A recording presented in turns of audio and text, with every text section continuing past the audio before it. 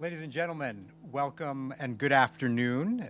We have a very exciting event for you here today, Creating Hope in Conflict, a Humanitarian Grand Challenge. My name is Alex Thier, and I'm the Executive Director here at ODI. And it is my delight to welcome several special guests, some old friends and some new ones. We are particularly honored to be joined today by Ambassador Mark Green, the Administrator for the U.S. Agency for International Development, and Penny Mordaunt, the Secretary of State for International Development of the United Kingdom. The humanitarian impulse did not start with the founding of these two great organizations led by our guests, nor will it end with them. But together, they represent almost 50% of international humanitarian assistance from public donors. It is also interesting to note that public spending on humanitarian crises as a proportion of overall public spending has risen nearly 50% in the last decade. And when we contemplate the scale and complexity of need in our world, we are thankful that not only have they picked up the reins of leadership, but that they are here today to challenge us to do better. Ambassador Mark Green was sworn in as the 18th Administrator of USAID last August. He previously served as President of the International Republican Institute, which is a global beacon for promoting basic rights and freedoms. He also served as the U.S. Ambassador to Tanzania and 4 terms in the U.S. House of Representatives. The Right Honorable Penny Mordaunt was appointed to lead the UK Department for International Development as Secretary of State in November of 2017.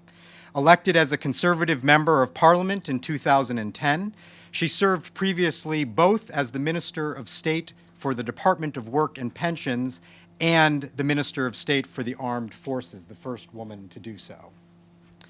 We are also joined here by a terrific audience in London, many former colleagues from USAID and DFID, and we welcome you here today. We also have hundreds of people watching us online. If you are in the room, please silence your phone, but don't turn it off, because those of you both inside and outside of the room today are asked to join us in conversation. You can do that through the Twitter handle, #HumanitarianGC for Grand Challenge, and also using our Twitter handles ODI, Dev, and Humanitarian GC. You'll also notice that we have a film crew in the room filming today. Now I would like to turn over to my colleague, Sarah Pantoliano, a managing director here at ODI, who is going to start off by framing the urgent need for change in the provision of humanitarian assistance, and who will be leading the discussion with our distinguished guests. Over to you, Sarah. Thank you so much, Alex. And let me add my own welcome to you all. Before we start, I'd just like to also give a special mention to Peter Sargent, who is the CEO of Grand Challenges Canada. Grand Challenges Canada is the implementing partner for the Humanitarian Grand Challenge and brings a wealth of experience to the initiative. And for those who will stay for the reception, I encourage you to go and talk to Peter to have a more detailed discussion. But before we start the discussion, let me just offer a few reflections as to why this conversation is so important today. The conduct of war, the nature of disasters has changed dramatically since 1945, when the humanitarian sector came of age, or even the 90s, when the former humanitarian system as we know it actually took shape. Disasters are more intense and more costly. Urban violence is on the rise. Conflict have changed dramatically. If you think about it, they've become more internal rather than international. They are fought by non-state actors, transnational terrorist networks. And actually, we see a retreat of the nation state as a reference point for engagement for humanitarians. And they've become more protracted. They invariably lead to very large-scale and long-term displacement crises, particularly internal crises. They're also being fought through new forms of warfare. If you think about how many conflicts we see, with increased use of remote remotely controlled weapons and automated weapons, and this has massive implications for compliance with international humanitarian systems. These changes in the nature and in the conduct of conflict and disasters are actually coinciding with a crisis of legitimacy of the traditional humanitarian system. This is a consequence, on one hand, of a perceived hypocrisy towards humanitarian principles, but also because of the evolution of the wider international geopolitical environment and the move towards a multipolar order. So what we see is a growing number of countries or political entities that are blocking or restricting or controlling humanitarian response on their territories, and rising powers that are no longer or very reluctant to join multilateral networks. We see local organizations and diaspora who have become very central in the humanitarian discourse and are playing a really vital role in providing assistance on the ground. And businesses, both local and corporate businesses, they are providing substantial amounts of aid, also in conflict zones. Remittances, more increasingly significant, consistent, more reliable than international aid and foreign direct investment. And the people themselves, they're actually the primary agents of their own protection. They're making their voices heard through new communications technology, media platforms. They're challenging the priorities and actually, I would say, the authority of humanitarian aid agencies. So we're actually really witnessing a de facto transformation of the actors, the networks, the frameworks that are at the heart of humanitarian action. But actually the formal system struggles to recognize, to enable, to support these transformations. And this is why an initiative like Humanitarian Grand Challenge is so important, and why I'm really honored to be associated with it as a member of the steering group. Humanitarian organizations really need to be more attuned with the innovations that are happening around us. As a humanitarian community, and there are many here in the room today, we really need to be more introspective, in the way we think about innovation, and really think about how we need to shift internally in our organizations, in our own behavior, to adapt to the processes of change that we're seeing around us. So this is less about, incremental improvements in products or processes, that might help reduce costs or, improve certain features, but it's more about a systemic shift in the culture under which the humanitarian sector operates today, which is something that here with Humanitarian Policy Group at ODI we've been arguing for many years. The current public debate about the collective failure of our sector in safeguarding the people that we are meant to serve is a further reminder of how critical the need for change really is. So ultimately, the real innovation for me is going to be a change in the current power relations, in incentive structures, so that we move away from this unmitigated drive to expansion and competition, and we move towards greater complementarity, cooperation, and trust. And this collaboration will be critical to identify, appropriate non-standardized solutions to address these evolving conflicts and worsening disasters, which is what the Humanitarian Grand Challenge aims to incentivize. And that's why today's conversation is so important. So I'm really delighted to, be able to host you, such distinguished guests, to have this critical conversation for our sector. But before I open the discussion, I actually would like to give the opportunity to both Secretary of State Mordaunt and Administrator Green to tell us a little bit about the initiative, so that people can get a better idea. Let me start with you, Secretary of State. Thank you. Well, thank you very much for inviting us here today, and for those who are joining online. Obviously, I'm coming to this event in the wake of the Oxfam scandal and the other issues that have been raised around that. I don't want to dwell on that today. I'm going to be making a statement in the Commons tomorrow, bringing everyone up to date on what has been going on and what we're intending on doing. But I think that is an example of organisations not putting as their priority the beneficiaries of what they're doing. And I think in other areas, although less dramatic and less likely to receive media attention, we are also perhaps guilty as a sector of doing that sometimes. And in the short time that I have been in post, where I have seen things work amazingly well and people deliver more for the money and resources that they have, and really deliver lasting impact that's building resilience as they go, is when people put the beneficiaries first, when they forget that they're working in a different organisation from the one that's working alongside them, where they share data, where they share good ideas and good practice. And part of that is about the commissioners and the funders creating a culture which really promotes that kind of attitude. But it's also about the organisations themselves always putting the beneficiaries first. How can they do something which will help that overall picture? And clearly our humanitarian response efforts are a key area where that is very relevant. Innovation for us is about delivering essential humanitarian aid better, faster, and cheaper. And that means making use of the opportunities that technology brings. That's a huge priority for DFID at the moment. And clearly what we're trying to do is we're trying to reach more people more quickly, a greater number of people, and make a bigger impact to their lives.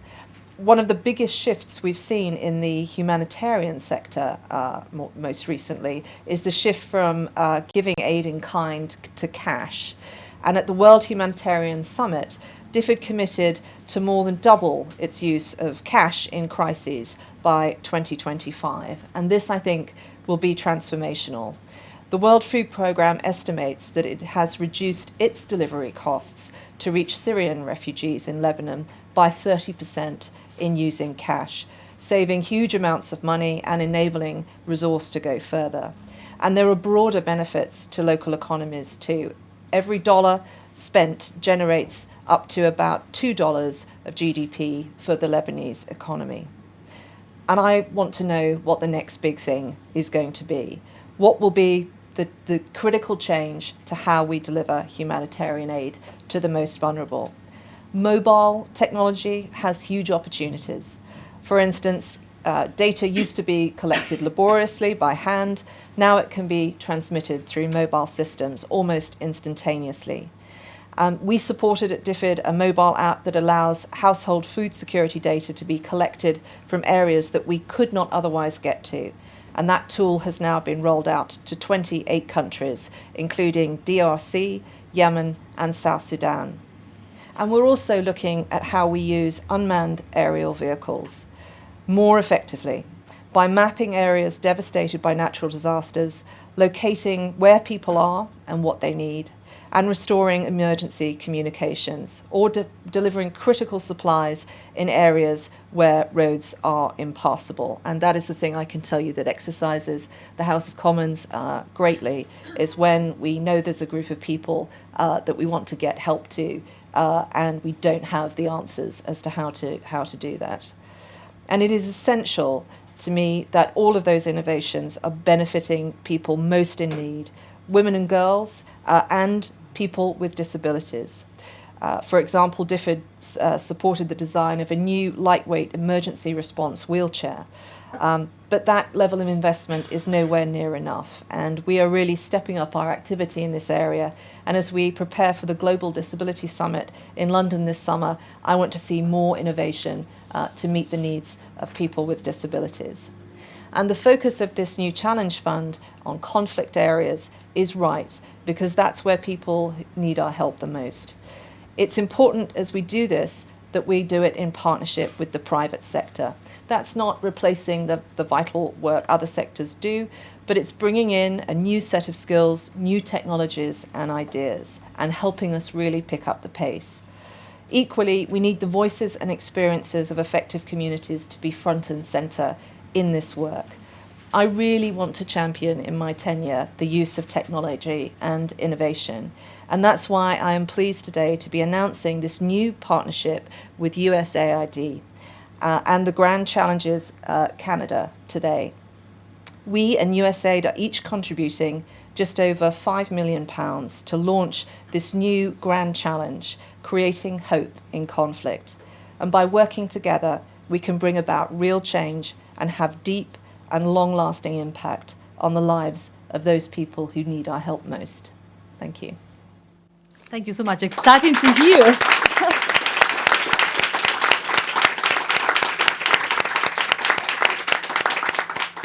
Really excited to hear that DFID is joining the Grand Challenge.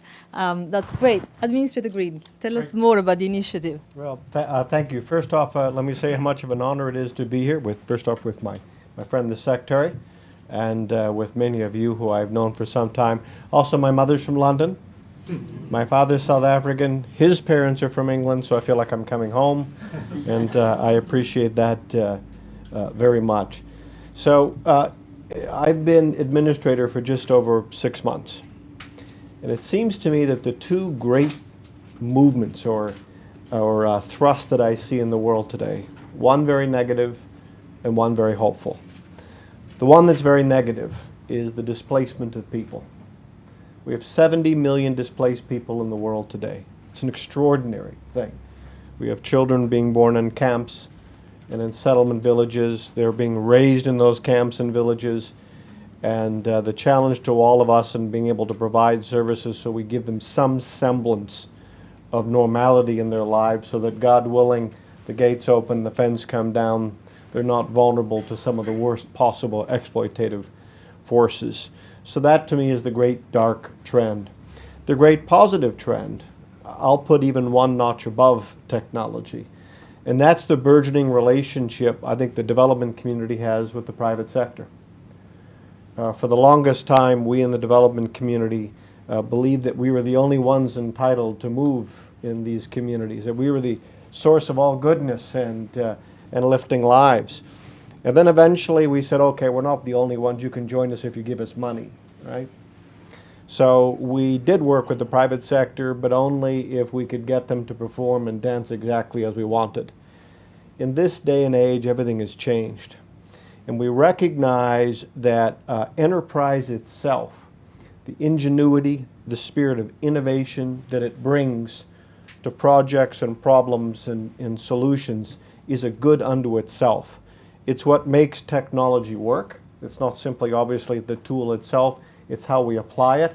And it's working with local entrepreneurs, social entrepreneurs, to design solutions to long-standing challenges. And to me, that's a very, very hopeful trend and one that we should embrace, which is really what's at the heart of the Humanitarian Grand Challenge. As was mentioned, a little over £5 million, 7.5 million US dollars apiece will be applied over the next 3 years. Submissions, you'll hear more, but submissions are due on April 12th, and we expect 10 to 15 seed projects coming from this that'll be funded over the next 24 months. And of these seed projects, 2 to 4 of them we hope to have as transition to scale projects, where even more funding will be available to them to hopefully scale up some of the solutions that we're seeing to really provide now proven answers to some of the daunting challenges that we see. So why is it that USAID is interested in this? And quite frankly, it's because of the scale of the humanitarian need that's out there. My background's in development. I started 30 years ago as a teacher in East Africa. When I came to USAID, I had my groundings in development. I don't think I was fully prepared for the scale of humanitarian need and really how daunting this is and how it's only going to grow. Last year, the United States spent $8 billion on humanitarian assistance. 80% of that humanitarian assistance response was in conflict zones. And for all of that money that we spend, and we're proud to spend it because we believe that is our moral obligation, less than 1% of that money actually goes into innovations, into testing out ways to improve the delivery of services. And we simply believe that a truly compassionate nation, a truly compassionate people, our obligation is not only to provide assistance, but to do so in the most effective way possible, the most efficient way possible, and also at the same time to design local solutions that help communities and people withstand future shock, because we know all too often those shocks will come. So we are excited about the Humanitarian Grand Challenge. This is our 10th challenge, our first Humanitarian Grand Challenge. It's been a great experience for us. We think it taps into the natural creativity that's out there. And my sense is that there is more creativity in this sector than almost any other. So like the Secretary, I'm eagerly anticipating the results of what we'll see. So again, I'm delighted to be here, and I'm very excited about being able to partner with David. We think this is a great opportunity for us all to help meet needs, but also to do so in ways that are transformative. Great. Thank you.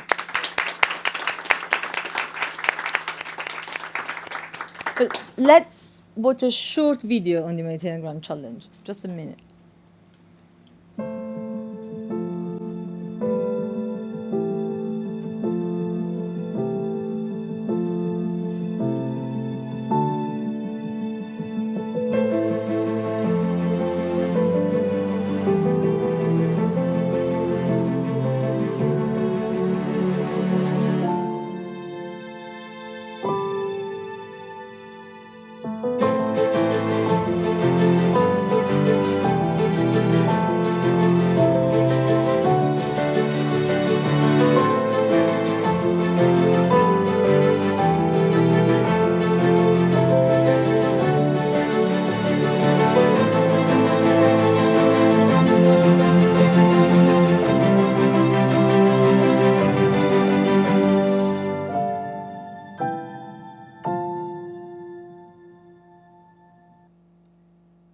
Great. Let me start with a question to you both.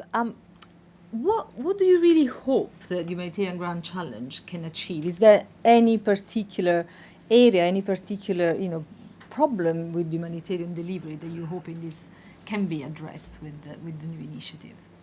We've got a big long list, but I think for me, this can be a catalyst, I think, really, to getting more eyes on those problems.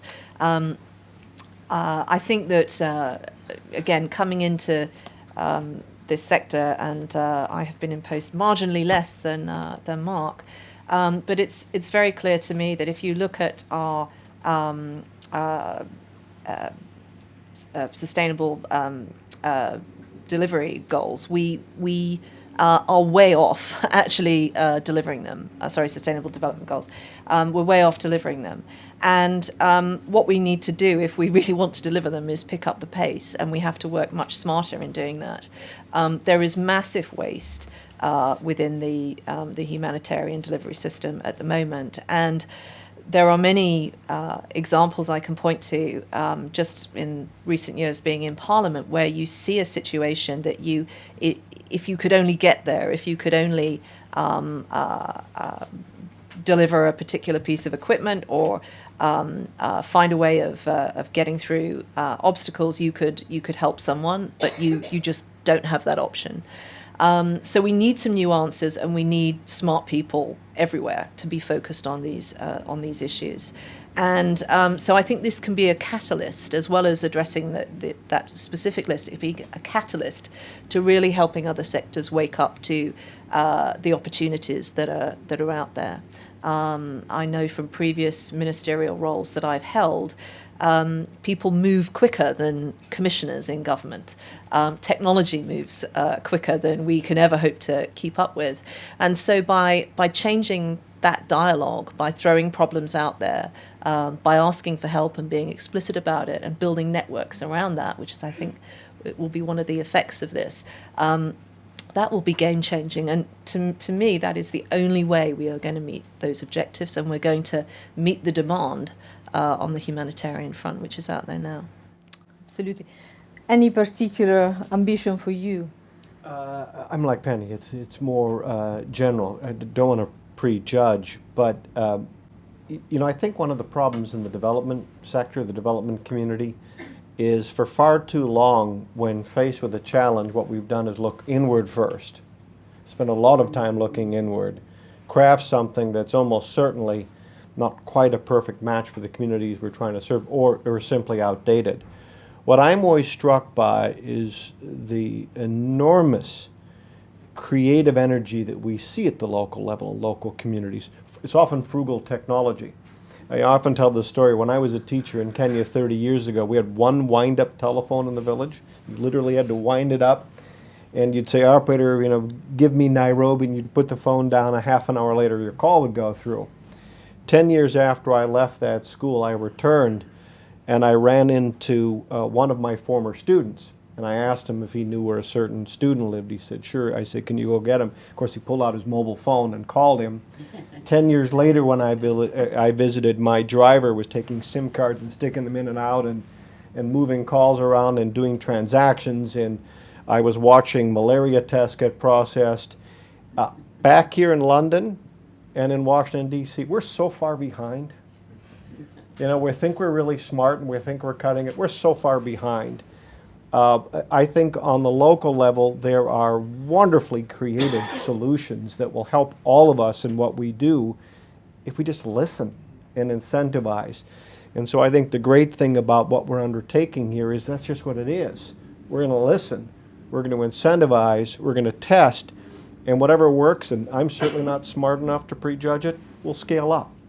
We'll take it to scale, and I think great things can happen. I really do. Tell us a bit more what's unique about this initiative. How is it different from other things we've tried before? Why do you think it's going to succeed? Well, first off, we're inviting and listening. I think that's the single most important thing that we can do.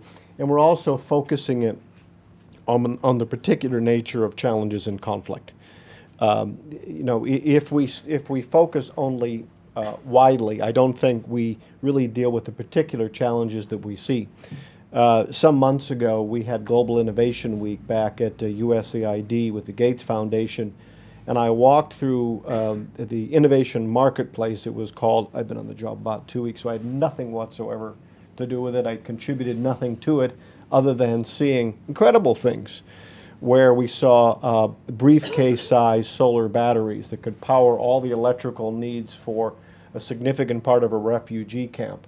It was fantastic and instantly changing things, providing refrigeration so you could get meds from the capital, from the port, out to the local area that needed refrigeration. So to me, it's incentivizing smart people, often young, creative people, to take on the specific problem of trying to provide assistance in these very difficult, conflict-ridden settings.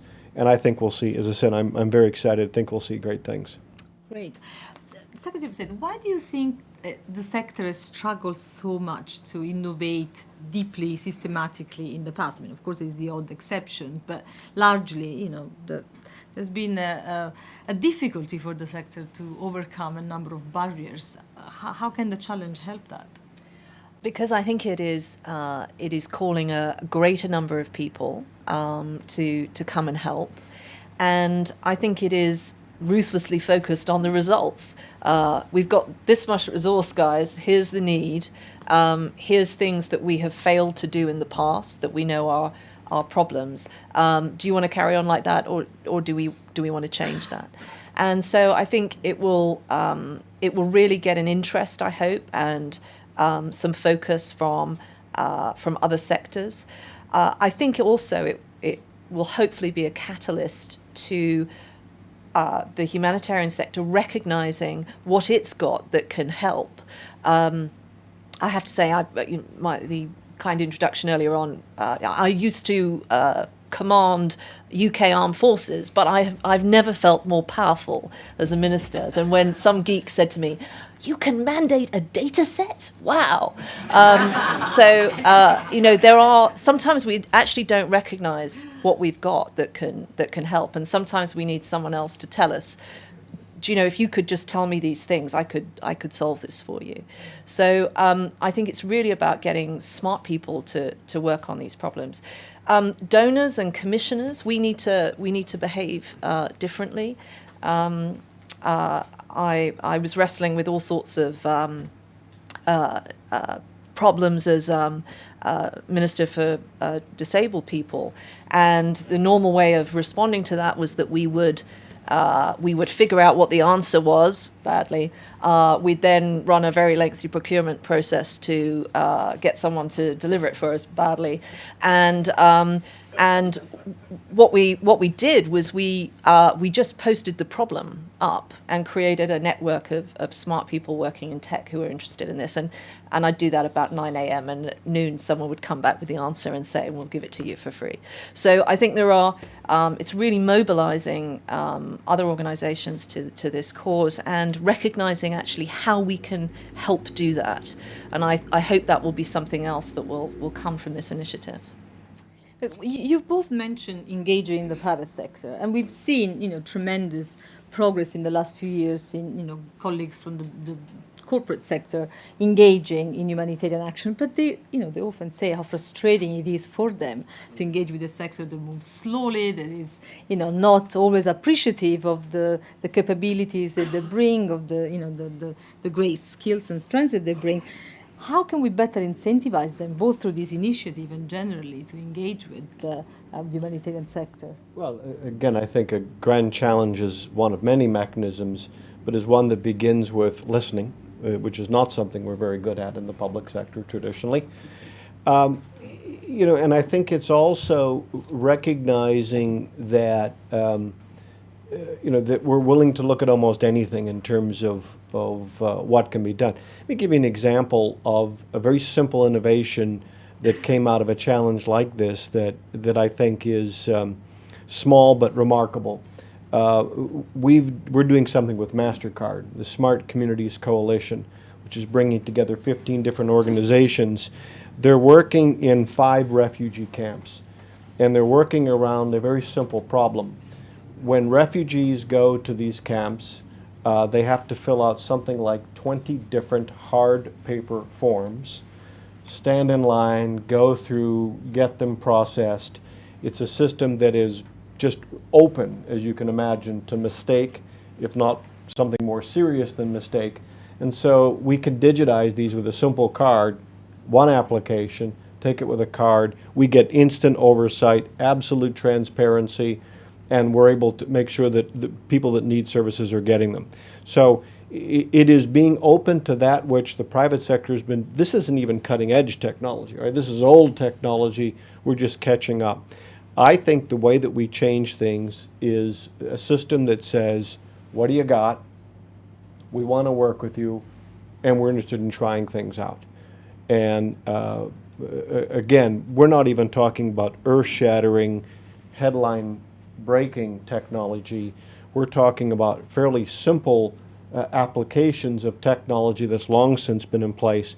It helps us fight fraud, helps us fight corruption, and most importantly, those poor people who are already under tremendous stress, we get them their services faster, more effectively, more efficiently, when we make sure that we get those things to them that they can use to help raise their family under the most trying conditions. Thanks. We need to open to the audience already, but I just want to ask you one last question. What do you hope to see in the initial submissions? Oh, well, I think we should not be prescriptive about this, because that's what we're trying to get away from. Yeah, if she and I can figure it out, it's old. Right? It's not good enough. What I would come up with would not be the correct answer. So, I mean, I think this is the power of this initiative. We're saying, we're describing some of the challenges that we face, and we're saying, what would you do? Come up with ideas. I'm always struck, actually, from the little I know of technology. As I travel, I see situations where I think, God, if only we could just, there's that product which, if we could use it here, we could protect these people. We could, we could prevent this situation that this person has been through happening. So there's already technology which can deliver solutions to a whole raft of issues. The exciting thing about this is, for me, as someone that sat in the House of Commons when we've whether it's been in defence or at DFID, and we're trying to explain to colleagues why we can't help somebody, why we can't get the water back up, why we can't get this medicine to this community, why we can't get this aid there. these are the things that we really want to crack, and so that's the excitement, I think, of the challenge in the fund. Great. Well, there is a lot of interest out there. I'm told that Humanitarian GC is trending on Twitter in the UK, so loads of people are following, clearly interested. But let me open to the audience, both here and online. I will start with my fellow member of the steering group of the Humanitarian Grand Challenge, James Tuch-Madier.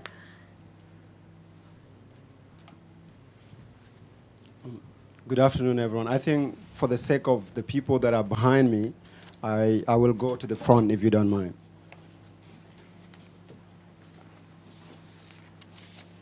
So my name is James Tuch-Madier. I'm from Toronto, and I am the executive director and founder of Rainmaker Enterprise, a social enterprise that is launching water systems, solar-powered water system, as well as sensor-driven drip irrigation system to conserve water and manage water properly for farming in South Sudan, to lift communities out of extreme poverty and hunger.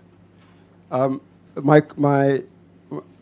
really honored to be on the steering committee of the Humanitarian Grand Challenge, and I bring on the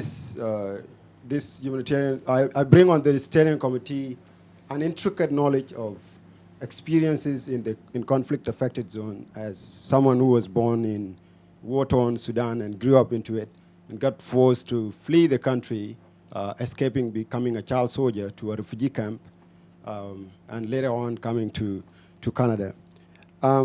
For me, as someone who grew up in war and grew up in a refugee camp, the ineffectiveness and inefficiency of humanitarian aid delivery that both of you are talking about today is something that, it's one thing when you read about an ineffectiveness and inefficiency from the comfort of a computer, and when you are actually experiencing that firsthand. And the reason why I joined the steering committee and the reason why I started a social enterprise, I have an image, a ugly image from my childhood.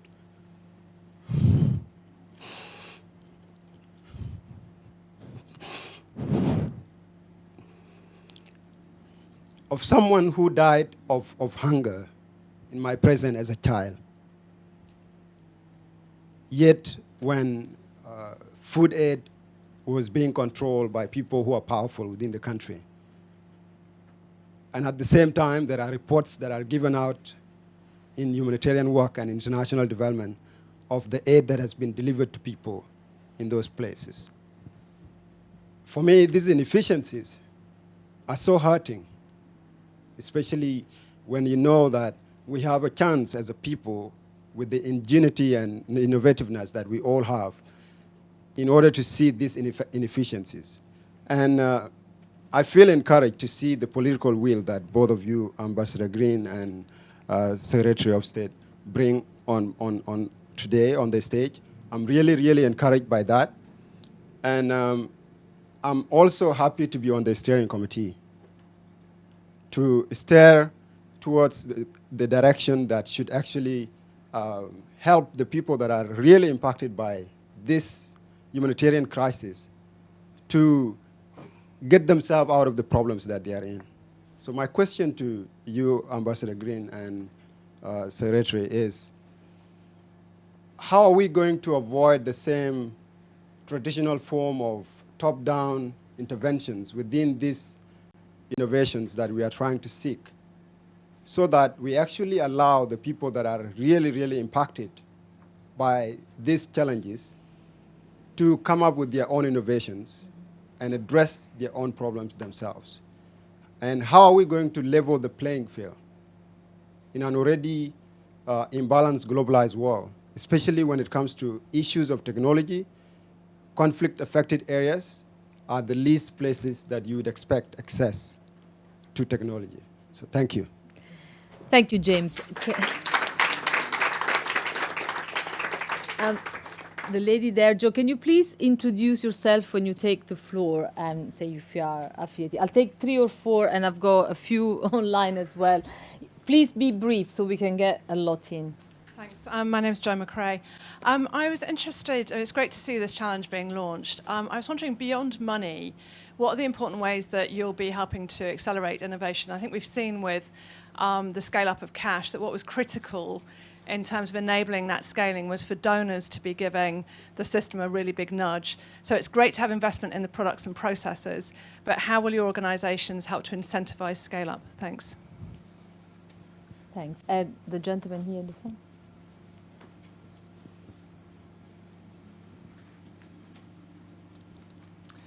Thank you. I'm Ken Bluestone. I work with Age International. We're a UK member of the Help Age Global Network, but we're also a member of the Disasters Emergency Committee here. And I'm very pleased to say both USAID and DFID have supported the development of the Humanitarian Inclusion Standards for older people and people with disabilities, which is very soon to be launched, is already published. And I just want to know, how is it that this initiative is going to be responsive to making sure that inclusion happens in practice for people with disabilities and older people? Let me get a question from the online audience. Nicholas Meller asks, and I think that's particularly for Secretary of State, DFID along with SIDA has supported the Humanitarian Innovation Fund to help organizations and individuals identify, nurture, and share innovative and scalable solutions. What has he learned from this program, and how does the Grand Challenge initiative build on the lessons of the HIF?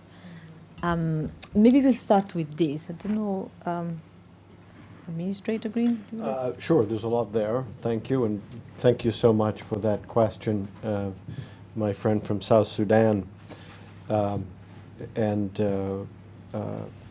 What you're talking about in your life story is one of the reasons that we do all this, is to try to reach out and provide some access to those in need. And, you know, I think what drives us in all this, the American people in particular, I think are wonderfully generous. I think sometimes their fear is that money is not getting to where it's supposed to go. That's, I think, the great fear that they have. I think a big part of what we're all talking about is just that, is providing transparency using these fairly simple tools, not complicated tools, to track assistance, to make sure that it's not passing through the pockets or the decision-making of the powerful, but getting precisely to those in need. It is a commitment that we make. It's important. And I think the Grand Challenge will introduce new opportunities and new options for doing it, similar to what I talked about with the Smart Communities Coalition. I think that helps in a great way. In terms of other ways that this Grand Challenge helps beyond money in scaling up what is done, the convening authority and the marketing capacity that comes with DFID, USAID, and participants, and lifting up success and what we see and shining a light upon it and getting it out there, I think that helps as well. That's a big part of this, because it's often no one person or no one organization that has the answer. It's only when you bring them together and they have a chance to talk about different applications and the way that these applications can work together. I view Grand Challenge programs as really getting bright minds, people with local experience, putting them in a room with whiteboards and literally designing some of the answers as you go along. And so to us, that's terrifically important. And in terms of inclusiveness, our view at USAID is very simple. No country can be considered a democracy if it's not listening to all of its people. And no government, no leadership, no community leadership is going to be successful in the world today, given the myriad of challenges that we face, if it doesn't look to all of its people for the leadership it needs. And for far too long, sometimes intentionally, sometimes unintentionally, we have pushed aside and excluded some of the brightest minds that are there. And so I think by having something for which the cost of participation is nothing, is negligible, we have a much greater opportunity to listen to voices that perhaps haven't had audiences in the past. And I think that's crucial to the success of this. Thanks. I agree with that. And just add that the the kind of key learnings, I think, from the Humanitarian Innovation Fund is that we need more investment and we need more initiatives. So I think this is a logical next step from initiatives that both our nations have done to date. Going back to you, sir, I think the one thing that we can do to guard against this reverting to some sort of top-down initiative and really undermining the purpose of the whole enterprise is to firstly continually remind ourselves, whatever the pressures are, wherever they're coming from, that it's not we should be judged on not how good we feel about what we're doing, but the good that our work does, and just remain ruthlessly focused on that. If we think something is a good idea, and we're facing some challenge in that, we need to have the courage to press on. We need to have the courage to let go of some things. And I think we also really need to understand, it's obviously a generalization, but what other sectors bring to this. This is my fourth ministry. It's probably got the best understanding about social enterprise, social finance, and what the private sector can yield than any department I've worked in. But we still need to challenge ourselves and the culture that we have, how we actually commission things, how we can actually pick up the pace and move quicker, and also where we are based in the world, the ability to be engaged at what's happening at a local level, and to spot opportunities as and when they arise. So I think there are still some challenges. I'm pretty confident my department's in a good place on this, but there's still other things that we can do to really ensure we're moving at a pace and we're levering in all the help that is out there and wants to help get behind this.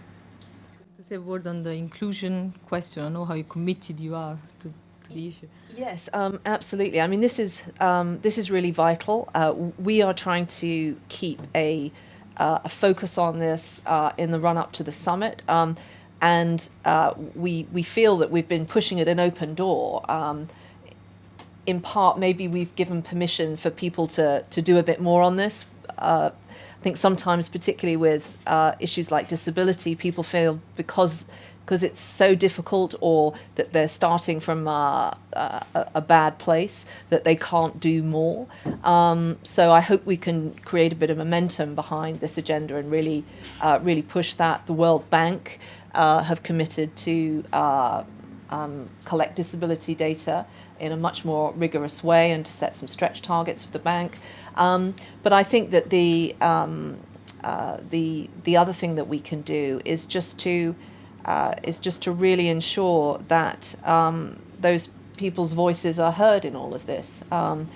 We need to ensure that the way we are commissioning things, the things that we're identifying that we want focus on, are the things that actually are going to mean make a difference to those individuals. And I would also say, finally, that I've just been really struck through some of the technologies we've been talking about in our introductions, the ability for us to find these people. So one of the, I suppose, unintended consequences of the cash transfer schemes is that because the vulnerable people are locally identified by the community,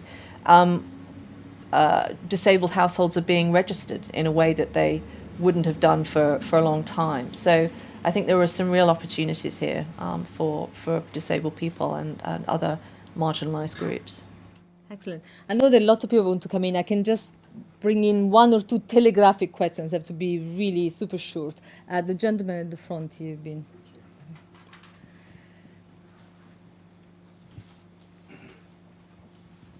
Good afternoon. My name is Hagen, and I'm glad from the top to the bottom today, everybody's been talking about technology. Technology. What is the technology these days? Computers. I'm the founder and global development director of Care Computers for Developing Countries. Since 2006, we have been supplying computers to developing countries.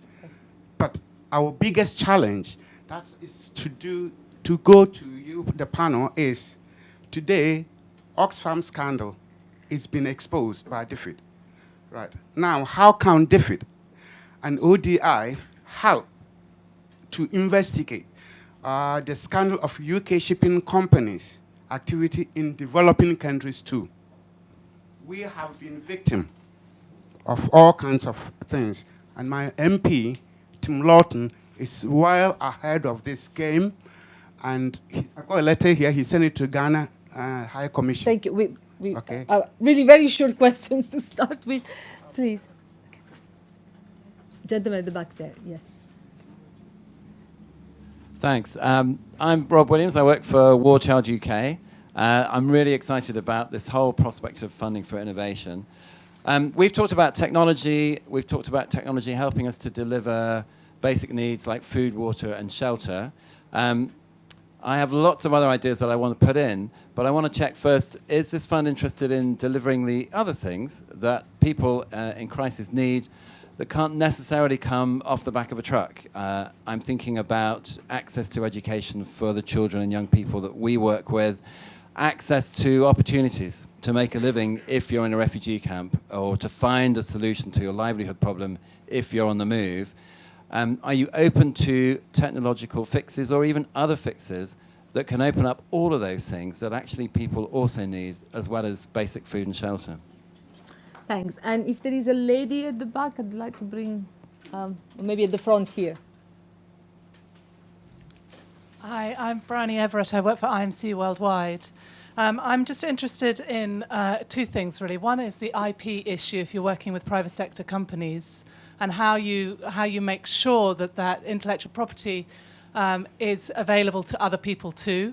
And secondly, are you aware of the European Commission's prize on high technology for humanitarian aid, and how are you linking up with that program and process?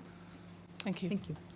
A couple of those. I mean, just very, very briefly on wrongdoing and the Oxfam situation.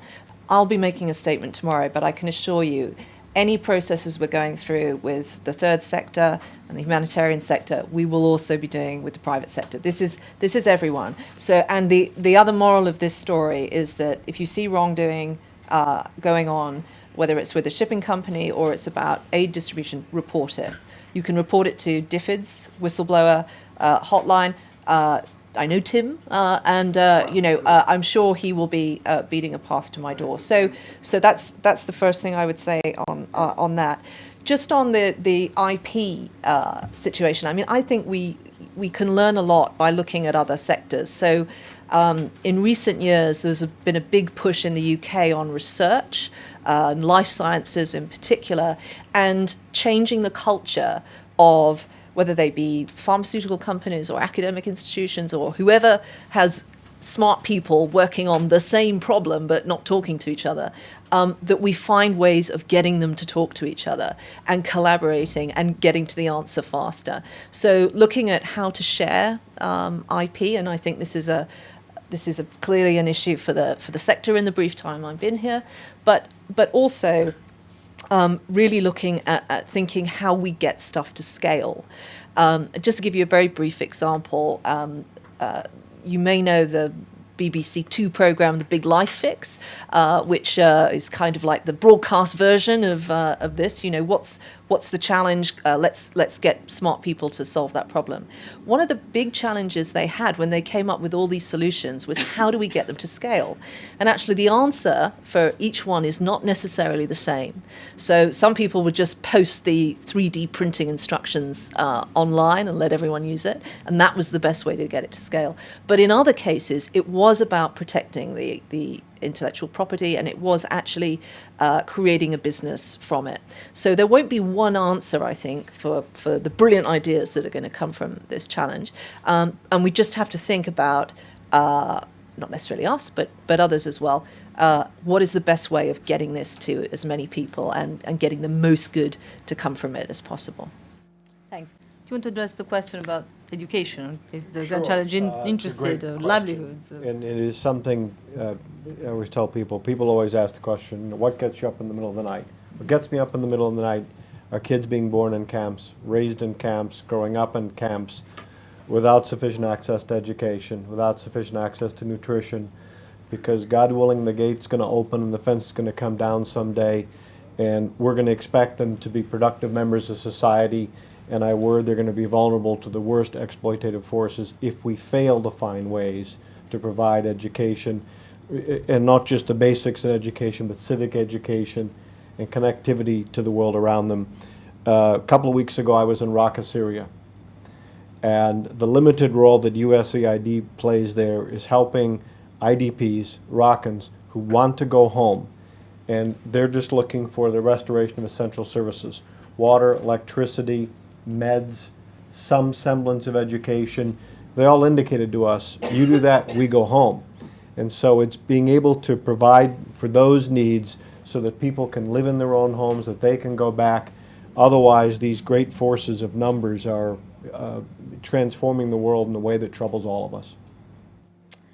Thank you. I know there are a lot more questions, but we are out of time. I just want to check if you have any concluding remarks before we officially launch the challenge. Well, first off, my great thanks to Penny for hosting us and this today. We had a wonderful dialogue this morning. I'm delighted to be working as closely with DFID as we are, and I think that there are great things ahead, and I think joining together as we are on this grand challenge is very promising. So I'm very excited and very grateful.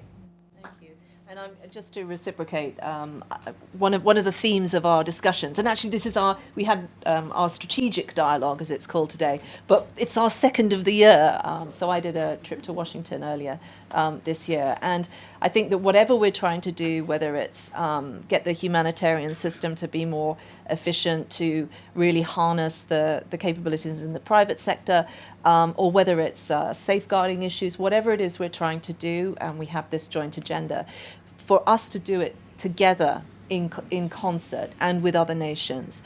So if we're pushing the UN for reform, we're doing it much more explicitly together. With all the other things that we want, that we're doing it together. We will get the results that we want to see. So I'm really delighted that I look forward to our third strategic dialogue imminently. And thank you very much for your support for this. It's brilliant. Great. Well, thank you both for the discussion and for your leadership for the sector. This is really exciting at a time where we really need to innovate seriously and think how we transform the way in which we operate as a humanitarian sector. I think all that is left for us is to officially launch the challenge. I think we got a short video for that.